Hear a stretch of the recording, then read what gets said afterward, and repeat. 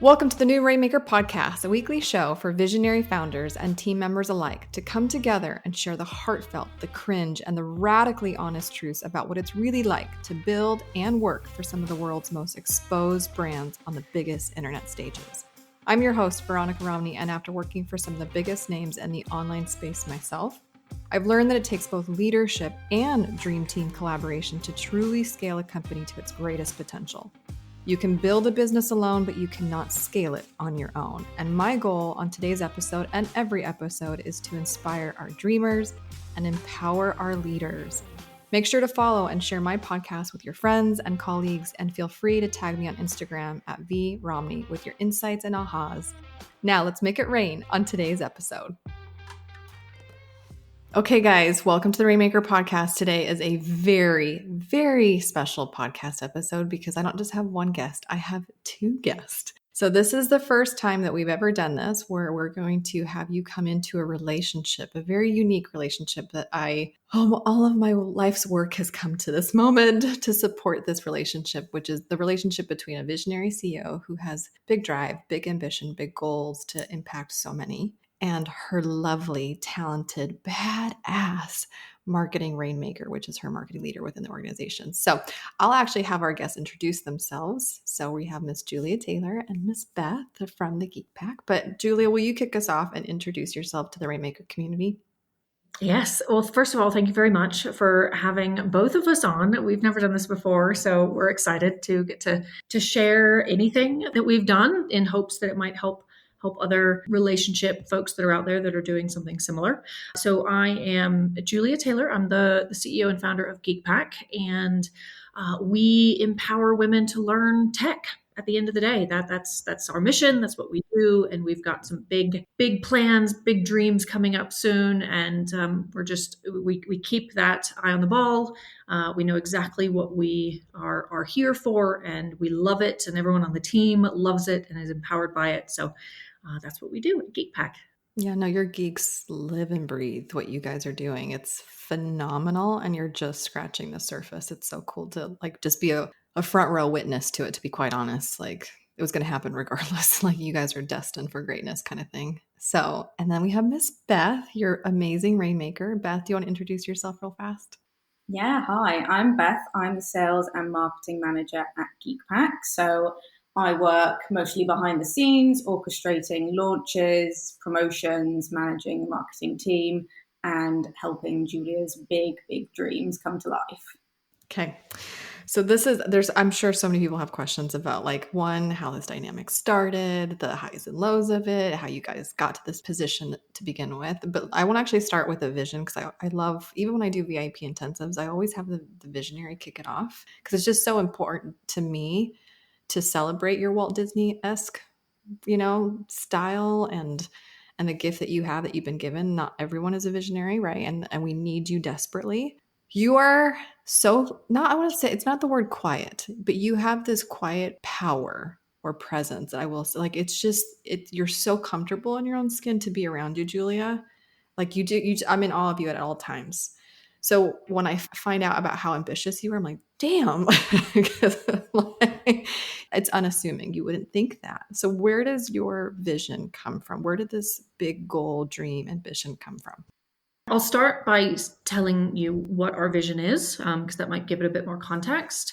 So our vision at GeekPack, and this is our why. This is why we do what we do. This is what drives us. Every decision that I make, I run it through my vision. Is this decision going to get us closer to our vision? Yes or no? Yep. And I run that through everything. And our vision is that 5 years from now, we will impact, we will teach 100,000 women tech skills in our supportive community. I can't even say it without getting a little bit emotional. And I mean, that's what we're going to do. And I remember when I set that vision, I had no idea how in the world we would do that. And the gentleman who helped me with this vision kind of come up with our mission, our vision, and our core values. I remember asking him, how is that going to happen? I need to know now if I'm going to come up with this vision. I need to know how it's going to happen. He said, just give it time. It will come to you. You will figure out a way to make this happen, and you don't know it now, but you'll figure it out in time. And sure enough, it has. We've figured out a way to kind of make that happen. And I wouldn't have been able to do that if I didn't kind of have the incredible team that I have to make sure all the day-to-day is still happening. So I had the time to network, to build relationships, which completely freaked me out as an introvert. But I don't care if that freaks me out because it's getting us closer to our vision.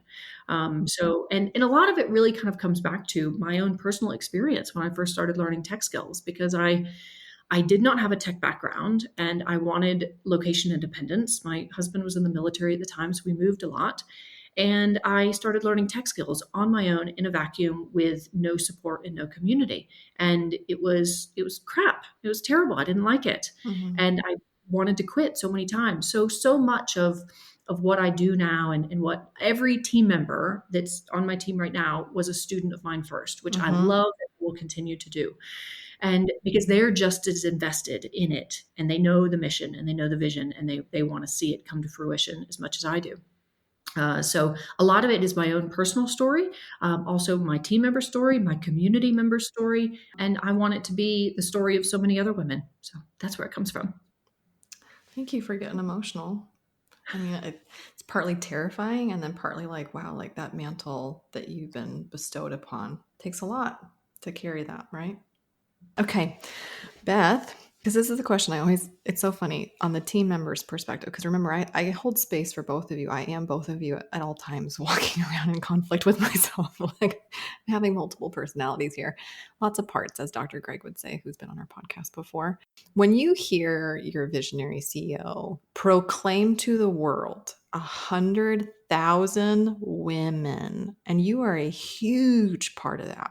Like that is because like she can tell us all day long, you guys both being in my program know that I say this, like visionary CEOs decide, determine, make the call on where companies go and why.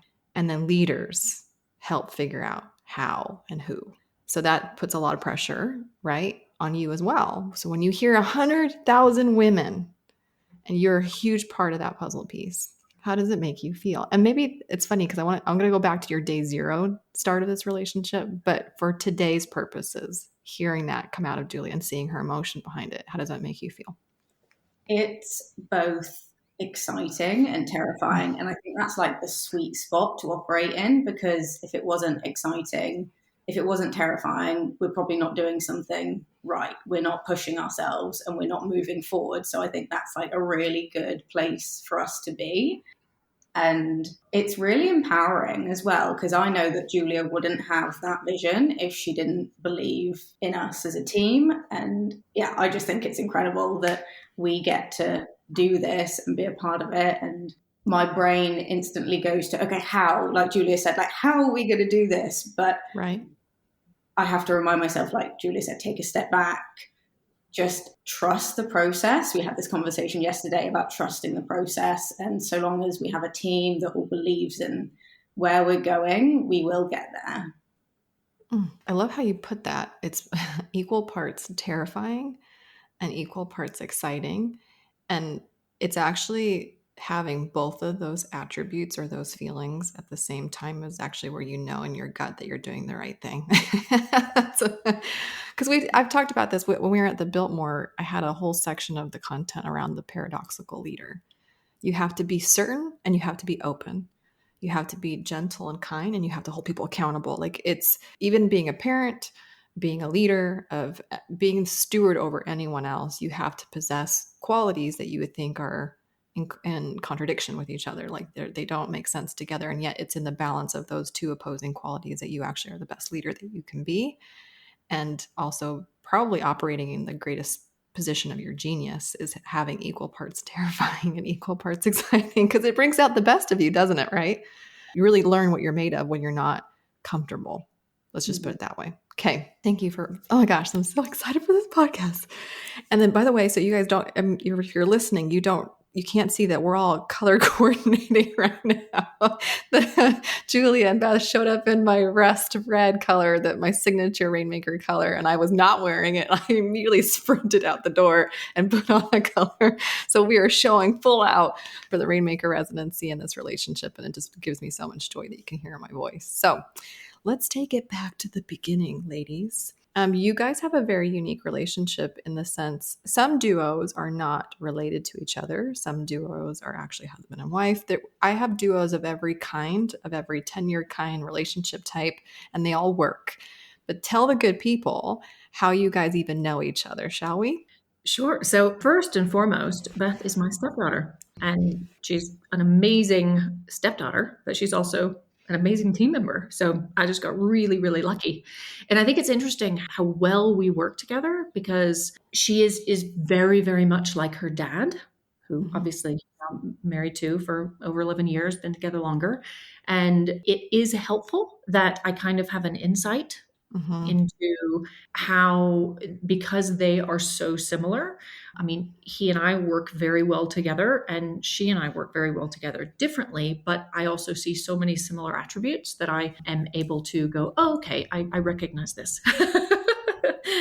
So it does work really well. And we started working together. Was it when I started traveling, when you first started working with me? It was when we were in the RV. Is that right, Beth? Yeah, that's right. Yeah.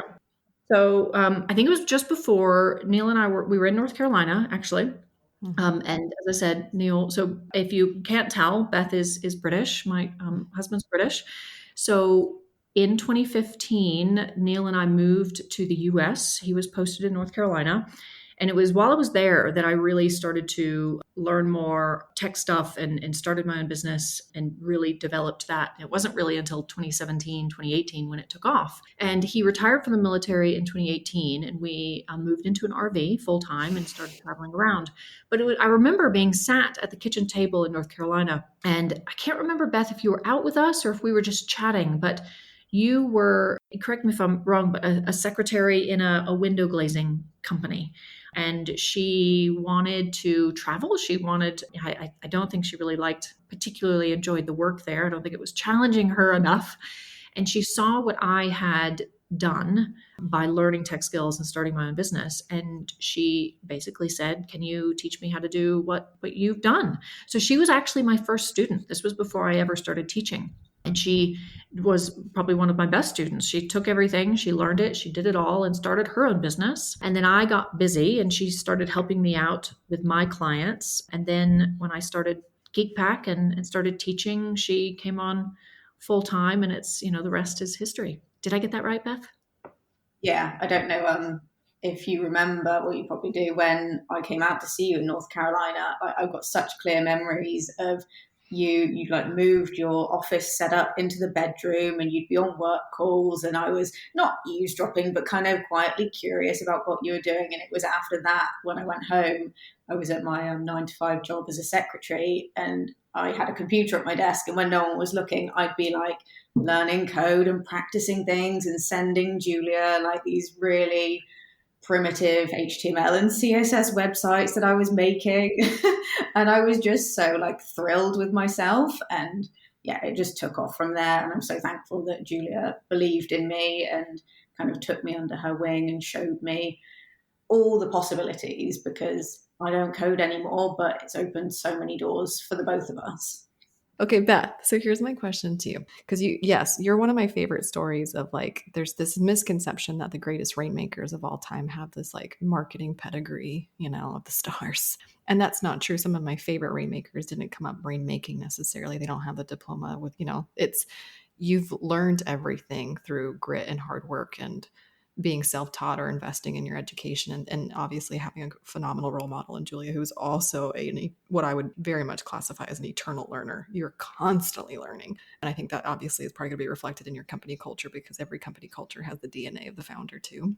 And so I know, Beth, now as you were coming up and you were going from secretary to tech VA to now leading a huge team, do you think by starting off as a student yourself, And because most of the team, I would say your team building secret to success has been the fact that majority of your team members came up as students first, just like Beth did. Do you think because you started off as a student, it has made you or has qualified you better to be a leader because you have the empathy, the empathetic understanding of somebody's starting point?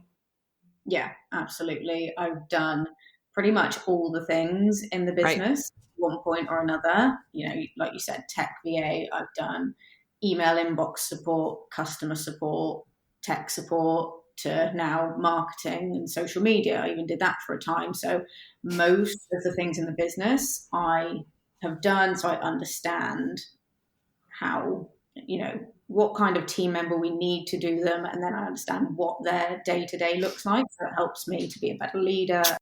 Because, yeah, like you said, I've got a lot of empathy and I can understand what those team members are doing. I think that was also part of my secret to managerial success without formal managerial training that I never really received. And corporate managerial training is like subpar, so subpar, right? But I think because I came up in marketing, I've been able to effectively lead other marketers because I just so empathetically understand what it is to like be under a deadline and crank out epic sales copy or this or that or, whatever. But here's also the con to that gift is because you've done it before and you're probably like 10 times faster at doing it yourself than someone else. What it tends to manifest is the inability or the frustration of having to delegate it not being done to your standards because you did it. And before I'm going to have Beth answer this, I'm actually going to go to Julia's perspective because this is where I get to peer into your relationship because I know Beth has struggled with delegation. And I know Julia has wanted to support in any way, shape, and form your growth in all the ways. So, Julia, how have you helped Beth leadership up? Because the transition, the identity that comes with executing as a doer is very different than the identity that somebody has as a leader over other people that are executing. And that jump is painful. And then CEOs get frustrated that it's not happening fast enough sometimes, right? So, from your perspective, what has that been like watching Beth's individual growth? It's definitely been something that we've worked on for, I want to say, a couple of years, easily, and fortunately it's something that we have always talked about. And I think when we first started working together, the communication probably wasn't nowhere near as good as it is now. But Sure. now, say, it's a right, Beth, we need to talk about this or we need to talk about that on Voxer or, on Zoom. So we're a lot more open and aware of our very self-aware, which I do. I have a lot of coaching. I have mindset coaches. I work with Helen, but I've also brought in Nicole McDonough to work with the team. She's been working with Beth for a couple of years. And I'm a big proponent of that self-awareness piece and being able to discuss it and talk about it. And that's only been, I'd say, in the last couple of years that we've really kind of gotten to that very open point. And it's been a slow on the delegation side. It's been slow, but Beth and I both find value in ourselves in doing, and it's taken me a long time to kind of pull myself out of that. And I still, if I'm like in doing something, I'm like, yes, I still got it, but I know that's not really what I should be doing. And it's, I think Beth isn't far behind in the same in having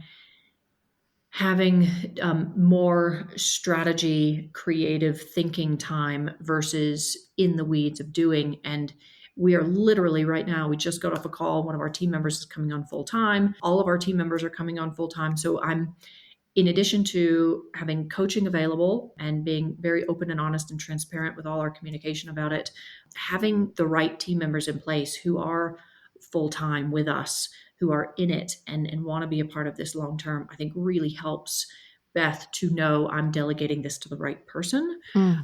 And, just it was over the summer when I was like, right, we're going to try something. Beth, our next launch is over to you 100%. And I've seen more growth since you taking control than I have in years. So, I mean, talk about a win. Just me being able to say, over to you, I'm not going to have anything to do with it. And that, I think, the empowerment that she felt to make it happen to get it done, because I also think she works very well under pressure and thrives in that environment. And me not being involved, I mean, it was remarkable. I didn't need to be involved. It was awesome. A little bit terrifying, but awesome. So I think a number of things have kind of all come to fruition at the same time. And there's always more room for growth. And we will continue to have things that come up, and we'll work through it, and we'll do more coaching and more self-awareness. And there's never a stopping point of like, right, we've figured it out. But we are, when I look back on what we've done over the last couple of years, it is remarkable. But if I think about today, where we need to go, it feels like we have so far to go. So I try very hard to remind myself, look how far we've come and look what we've done, but also keeping an eye on the future. Yeah, being present, and then praising yourself for your past and getting excited for your future. It's a cacophony of emotions. Beth, again, it's like, how does it make you feel to have her get choked up when she reflects upon your own personal growth? I feel quite proud, not of making Julia get choked up, but just of where we've come as a team. Yeah, because I'm really bad at taking time to reflect. I'm, like you said, a doer, so I just carry on and do the next thing, the next thing, and the next thing. So taking time to think about where we were and how far we've come, it makes me feel really proud of me and Julia and the rest of the team, because we couldn't have done it without them. For any aspiring Rainmakers that could listen to this podcast who are in the same situation, by the way, I resonate with what both of you have said. I have been praised my whole life for my execution and ability to execute in speed and quantity. So that's a massive identity that I've had as well, that I've like prided myself on. And I'll tell you where that's come to today. But if there was an aspiring Rainmaker who is listening to this podcast, who knows for a fact that they are in the same situation, Beth, that you have found yourself in, like, I pride myself on my doing. I've been praised. I've been praised and paid for a particular identity, really roots that identity. So then any opportunity where we're going, nope, we're going to uproot this identity, we're going to replant it in a leadership pot or a different type of identity pot, is jarring, to say the least. But for any aspiring Rainmaker who's listening, what would you advise them, or how could you help them to make the shift from doer to leader from your perspective? So two things come to mind. One is, I've been listening to more podcasts myself recently, and I heard someone say, you're either here for a season or you're here for a reason. And I am here for a reason. So I need to continue to grow and develop to carry on with the business. Like, I can't stay a doer forever, because I need to make room for other people to come onto the team and be rock star doers. And that leads me to the next thing is, how fulfilled I felt when I was doing. I need to make space for other people to do that, and for other people to try things and learn what they're good at, and empower them as my team members, and reminding myself that that is also doing. It's just doing in a different capacity, and seeing my team grow fills me with so much joy. I've got two amazing team members right now, and it's only going to continue to grow, but they're both so good and I trust them completely. So my reservations around delegating aren't because of them. It's my own mindset issues that I'm working to overcome, and they make it so easy, because every time I do delegate, it just reinforces that it's a good decision, because they always do it well, and they just make my life so easy. So that's what I would say. Yeah. I would echo exactly word for word what you just said. That was, if I had to pinpoint the identity shift, was the moment that I realized that I felt more joy. There's happiness, which is temporary, and then there's like joy, which you feel it for a long time, right? So like I felt more joy and fulfillment and gratification in watching somebody succeed that I helped succeed, more than in my own individual success. That was the moment for me. And now how I defined my leadership highs is when the team or individual members thrive and have, like, when they PR, when they have a personal record, when they get their best, when they're operating their zone of genius, when I can tell they're on fire and I provided the space for them to do that, that to me is the most gratifying, joyful moment of my existence. I feel like that's what like God wants me to do, which is obviously why you see me do what I'm doing with the offers that I have. And I get Voxes probably weekly by one person or another of, oh, this is where I'll get care. Hold on. Of employees I had 5 years ago, people, private clients where I worked with their team members, Rainmakers today, where I had people Vox me weekly, crying, thanking me for showing them how to be a better version of themselves. And that serves them their whole life. Their whole life, not even their 9 to 5, you know? And so that was the big identity shift for me, to almost redefine what fulfillment is, or at least to acknowledge that there's a greater level of fulfillment that can be felt by being a leader than just a doer.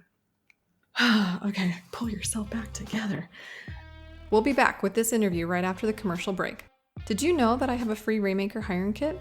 Skip the formal recruiting process and learn how to source Rainmaker applicants that are already connected to you. I'll show you how to turn a walking testimonial into a rockstar team member for free. Head to veronicarami.com or click the link in my show notes to get your hands on the free Rainmaker hiring kit. Now let's get back to the show. Okay, can we talk about, I want to bring up something, and I wrote this down because I wanted to circle back and I didn't. This is such a beautiful podcast. Like, all the emotions are high.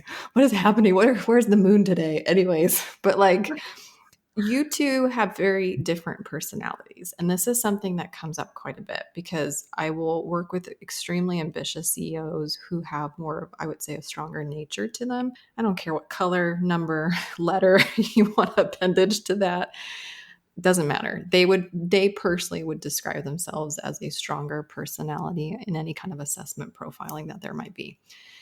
And so sometimes the misconception is, in order for me to be the visionary and to let go, I need somebody who is equally strong or similar in nature to personality as myself to trust that they got it and they have as much passion and conviction for what I'm doing. That's not true at all. It amazed me, especially when we were in Asheville, North Carolina at the Biltmore, because you had all the duos that came, and like it was the first time we had seen these people in real life, and it's like, you know, different than how they translate in Zoom. But knowing the two of you, you guys have different personalities. And a lot of the duos, I would also argue, have opposing personalities on the different sides of the spectrum.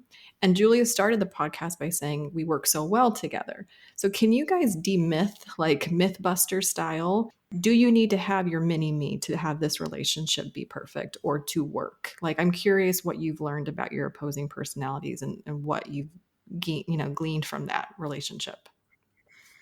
I guess I never set out to be a leader, a visionary. It was, a lot of it's just kind of been organic growth. You know, Beth saw what I was doing and she wanted to learn how to do it, so I taught her. Other people asked how I was doing what I was doing, so I taught them, and it's just kind of turned out that way. I had never in a million years would I've put myself, you know, seen myself in this position. And I actually think, at least for the business that we run and who we serve, that is helpful, because so many of our students are a lot like me when I was first learning. I'm not so sure I would have wanted to follow a big, loud, noisy, powerful leader. And I really struggled as an introvert, kind of doing things on video and going live and stuff like that. And I always thought, well, you know, I need to be this way or I need to be that way, or I'd see other influencers and see what they were doing. Sure. And at the end of the day, like, fortunately, me being me works. So I've just kind of run with that and it's worked well. But I do think that a lot of coaching has helped, because I used to, I'm a big people pleaser. I want everyone around me to be happy, and that's just in me, and it always has been. And I used to think it was a real detriment. I used to be embarrassed about that. I cry easily. That used to massively embarrass me. And only through kind of coaching and seeing what we've built and the impact that we've had, do I kind of go, well, actually, I'm going to claim those as superpowers, not as something to be embarrassed about, because I care about other people and how they feel. That, I think, empathy makes me a better leader, makes me a better manager of my team, makes me a better community leader for our students. And it also comes with things that I need to be aware of and manage. And I've worked through that with coaching. So I love the book Alter Ego because I don't see it as me acting. I see it as me kind of stepping into a better version of myself in different positions when I need to. Yeah. So but at the heart of it, I am empathetic, I am compassionate, and I want everyone around me to be as joyful as possible. But I also know that there were times when that would be a detriment, and I've been able to put up not barriers, but protections to make sure boundaries. Boundaries, exactly. So that's my kind of where I come from, and I think it's worked pretty well through coaching. And I wouldn't say Beth is massively different, but we complement each other very well in her the way that. So I'll let Beth, you tell everyone your personality. Yeah. I would add to that I don't think you can build a team, a business, a company if you constantly hire people that are the same as you, because you need to bring people on to help kind of, so you've got strengths all across the board, and we kind of complement each other in that way. I think we've got very similar values, and that's why we work well together, because we might have different personalities. And I think everyone on the team has different personalities, but we all have very similar values and beliefs, and we believe in the mission. That's why we're all here, and that's why we work so well together. And all the coaching that we do has really helped bring a lot of self-awareness to our communication and how we work, not just with Julia, but with the rest of the team.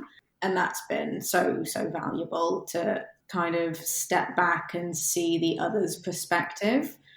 And I guess we don't change, we just reframe how we think about certain things.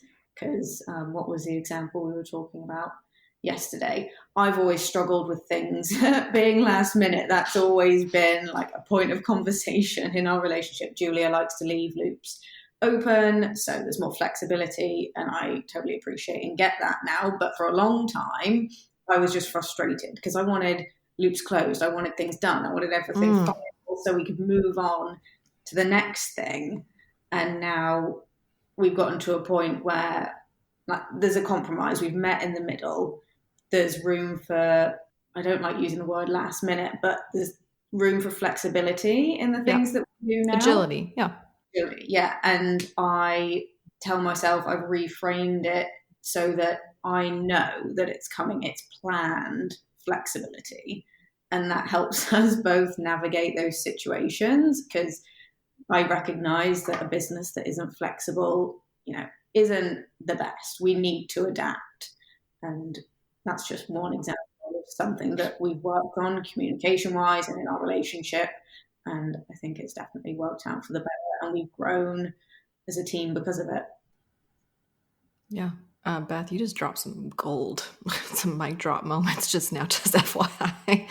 You don't have to be the same personality, but to be bonded by shared values. I mean, I think about even like the families that God gives you. Like, I'm not the same as my husband. I'm nowhere near the same as my children. It's amazing. Just like even the dynamic within my home, but we very much have the same values. Right. And yeah, anyway, so that was gold. You don't have to hire your mini-me. You don't have to construct a team of Beths to be successful. And probably, honestly, that would be ill-advised, because then what additional strengths are you not leveraging by not seeking someone besides your own type? So I loved that. I'm also grateful that you brought up the open loops thing, because that really brought me back to my Rainmaker days when I worked for Pete Vargas and Boss Babe. Big time. There's certain visionaries that live in open loop. It's like way more comfortable for them. And then for the execution side of the company or the team or the leadership and, arm, it's wildly uncomfortable, because you're like, you never know when it's going to be like, drive by. So, but I love how you said it. What a little word truffle. Planned flexibility.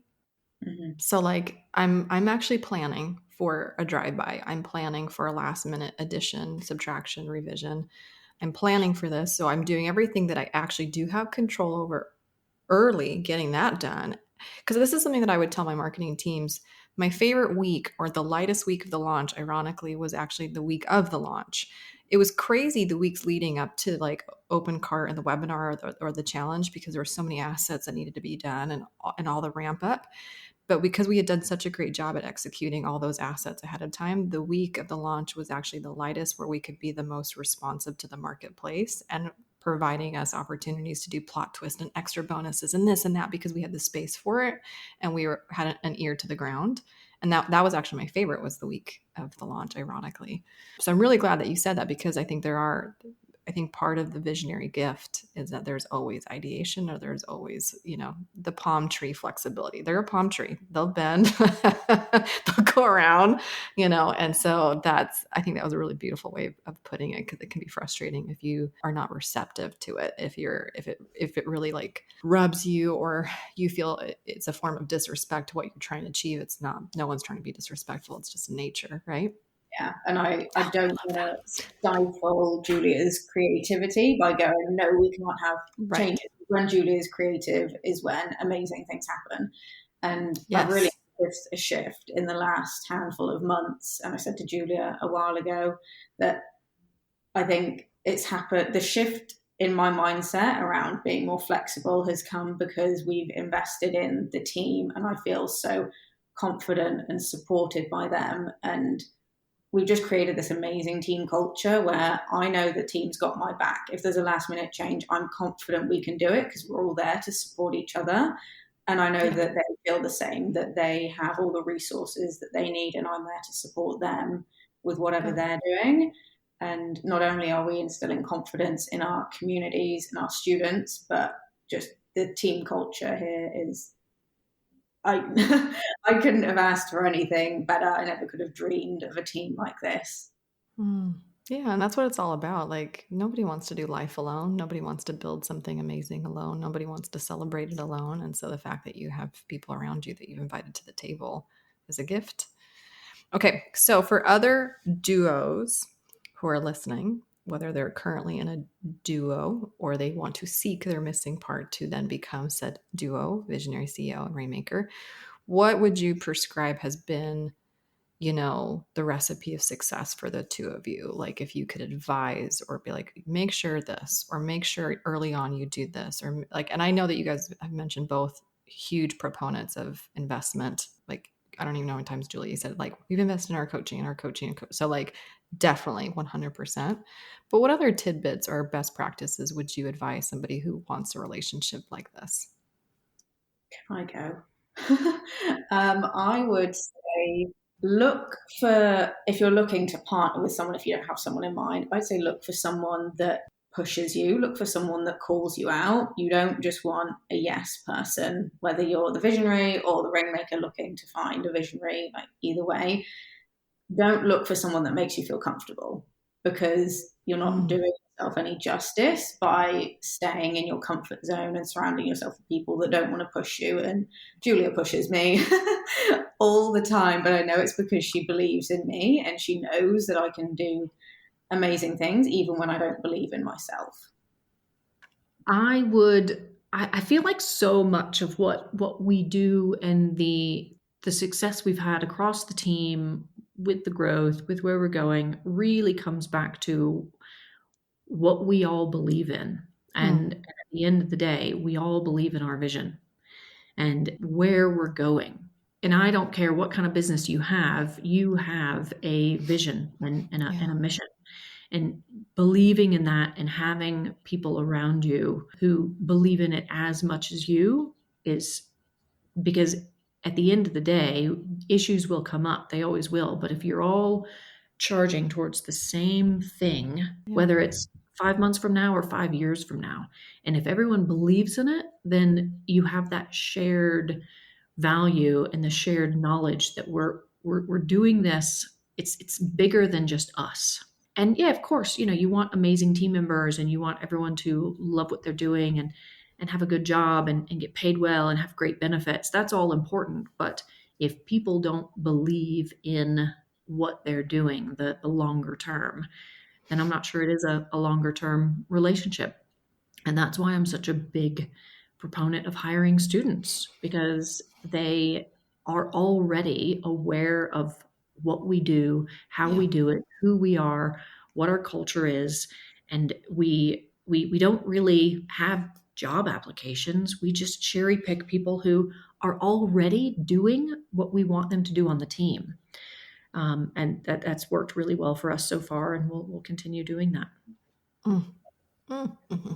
Yeah, I remember when I was writing the copy for my Rainmaker hiring kit, it was like how to transform a walking testimonial into the best team member you've ever had, because there's so much positive that comes from hiring within your world. To your point, they've already had a taste of you. Your HR onboarding is cut in half. If you really think of it, if you want to want a business justification for it, like they've already consumed your content. They know your brand voice.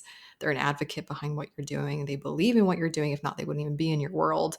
So then all you have to do is teach them like hard skill, but like the rest is already baked in. What a blessing to start with.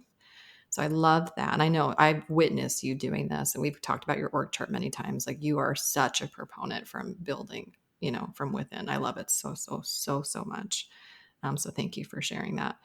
And then I think the other thing that came to me as the two of you were describing that is like, because I talk about Rainmaker candidates, like it's not that you need 15 years of marketing experience to be a phenomenal Rainmaker, but you got to have that Ted Lasso believe, like like that level of I believe, and that's something. I love that show, by the way. If you haven't watched it, it's like a masterclass in leadership with some humor, lots of humor. But yeah, it's that belief that you have within this group of people of misfits that are unified by a common belief, right? But I think the other thing that is really coming to me in this moment is because I'm such a proponent of the visionary KPI, the more that Beth kills it in her role and the rest of the team kills it in their role, the more that Julia can do what she's done, which is to create these relationships and go and advocate on behalf of the mission, the vision outside the walls of the organization, which brings more opportunity to the organization, which is why you've been so successful these last couple of years. But I think I could do a better job at also conveying that the visionary KPI, which is the number of times you talk about the mission, the vision, and the brand, but that also has to happen internally within the organization.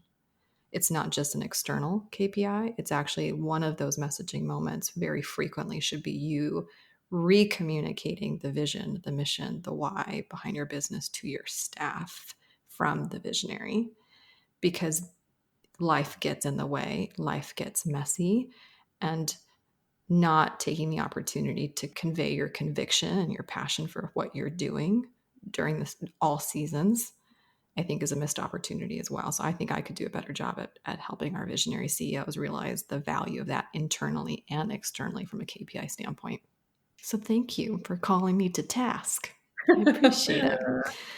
I could talk to you guys forever, and I so appreciate the beautiful vulnerability that you've shared amongst your relationship and the things that you've learned about each other and yourselves in this process.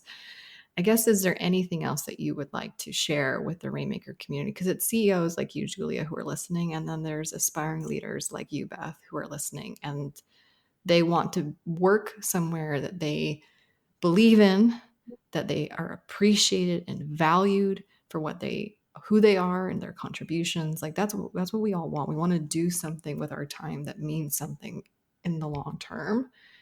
So is there anything else that you would like to share with the Rainmaker community? I would just say to any other Rainmakers, give yourself grace. I'm incredibly lucky that I have Julia, and she gives me so much grace and so much room to try things, and it's okay to make mistakes because we learn from them. That's very much our team culture. But if you don't have a visionary yet, just give yourself that grace and that permission to try things, experiment, and you either win or you learn something. There's no such thing as failing. Beautiful. One thing that I've been doing recently, and I've said it before, and I'll continue to kind of shout it from the rooftops, and you do kind of challenge me, and I think, okay, I probably need to say it more internally to our team. But the huge shift that I had as a visionary, business owner, all visionary, all the titles, was when I identified mission and vision. Mm-hmm. And that has, not only did it kind of just give that ability to say, this is what we do and this is where we're going. Do you want to come with us? But it also really gave me structure to make decisions based on our vision. Because in the online marketing world that we're in, there are shiny objects everywhere. Oh, should I yeah. do this launch strategy or this type of product, or, high, expensive product or low end product, or there's so many evergreen social media, blogging, search, so many things that you could chase and you could try and do. And by having a very clear vision, I just run that through every decision that I make and that the team is working on. And it has helped from a hiring perspective, knowing who do we need in order to get to that vision. And it has helped from a company culture perspective. And I can't say enough about how important it is to figure that out and have people who believe in it. Because as you said, anyone can learn a skill. I'm a big believer that anyone can learn a skill. Yeah. Like getting the right people, and whether it's a visionary or a rainmaker, if you all commonly believe in what you're doing is bigger than you, then you will win. Mm. Yeah, I know that you're a believer in that because you literally you're going to teach 100,000 women tech skills. And I totally agree. I think that's the beauty of learning and learning from people who have done the thing as opposed to studied the thing. And I think there's a real value in that people are seeing nowadays. Thank you to both of you for doing this. When I reached out, I was like, oh, I really hope they say yes, because it's vulnerable. I'm asking for you to like showcase a relationship that is normally behind the scenes, And so thank you for being both willing to do this. I would never have guessed that either one of you were like ridiculously shy. I remember when Julia told me that, she's like, remember we had dinner? It was you, me, and Adrian Richardson, who's also been on the podcast. Me and Adrian are both type 8, whatever, stronger personalities. She's like, oh, this is a big deal. I'm sitting with you guys right now. The Julia of a couple years ago would have been terrified. I'm like, what? Because the first time I met Julia, she was blowing up a laptop. Like that was the persona, that was the branding that I saw you in. So I never for one second thought that you were anything but just this really strong, incredible female. So just so that you know my first interpretation of you as a person. And then I'm going to share this with Beth because I don't know if she knows this. When Julia was kind of first scoping out the Rainmaker residency, it wasn't even so much for your gain, Julia, but I just remember what I remember from those early kind of boxes that we were talking about and scoping it out. It was like, I really want this for Beth. And I felt like you were doing this for her. Not that you weren't, it was gain to be all, but I just remember how much this meant to you to give to Beth to support her and her leveling up. And I just remember being so moved and touched by that. Because when I first started the Rainmaker residency, I'm like, can I really find CEOs that are willing to not just invest in themselves like every other mastermind or program that's out there? Because this is so unique that this is a program that invests not just in the CEO, but very much in someone else within the organization. And it was people like Julia that gave me the very clear kind of God answer of like, yes, there are CEOs that care about their team just as much as they care about themselves. And so I just want to thank you both for that. So many feels. Have Julia who believes in me, and I recognize that. And everyone on the team sees how much she believes in us. And yes. Okay. So how do people become the one of 100,000? How do people learn more about what you guys are doing, the movement that is GeekPack? Tell the good people, Julia, where they can learn more. The easiest place is geekpack.com. So Google GeekPack and you'll find as much as you can about us. All our social profiles and everything's there. Perfect. I love the consistency. Okay. Well, thank you for joining us on today's Rainmaker podcast. Thank you so much, Veronica. Thank you.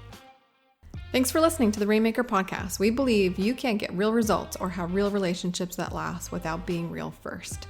If you resonated with today's episode, leave us a review so we can keep serving up the truth and tips that help you become the empowered leader that I know that you are. And always head over to veronicarami.com to check out all the free resources I have for you and the show notes from this episode. Until next time, my friends.